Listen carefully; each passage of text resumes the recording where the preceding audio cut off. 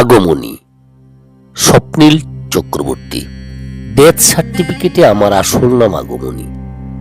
গলায় দড়ি দিয়েছিলাম মহালয়ার কাকডাকা ভোরে।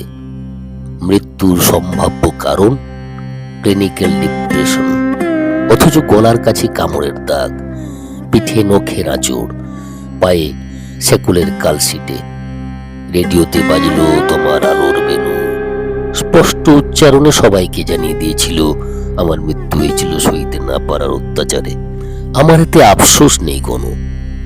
আমার আবার মৃত্যুর আবার কারণ আদিক্ষেতা। আমার জন্ম হয়েছিল ভুল সময়ে, ইমার্জেন্সি পিলের অভাবে। মাকে হারিয়েছি জন্মের ঠিক 4 দিন পর। আমি বেড়ে উঠেছিলাম মামার বাড়িতে অযত্নে, অবহেলায়।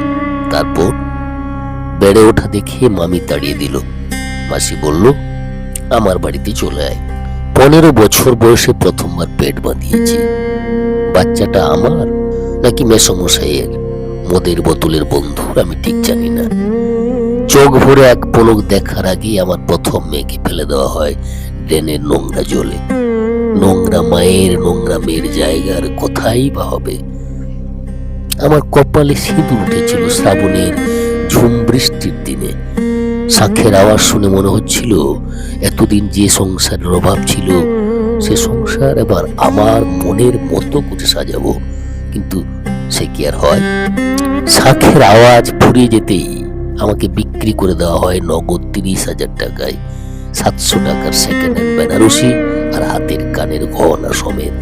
তারপর প্রতি রাতে বাড়ি বদল, সংসার বদল, আর ভালো লাগছিল না, তাই চলে গেলাম। কি হলো, ভয় পাচ্ছেন মৃত মানুষের গল্প শুনে? আরে মশাই, ভয় নেই, আমি আপনার মতো মানুষ না। এই দেখুন ডেথ সার্টিফিকেট, আমার নাম আগমনী। আমি মুক্তি পেয়েছিলাম মহালয়ার ভোরে।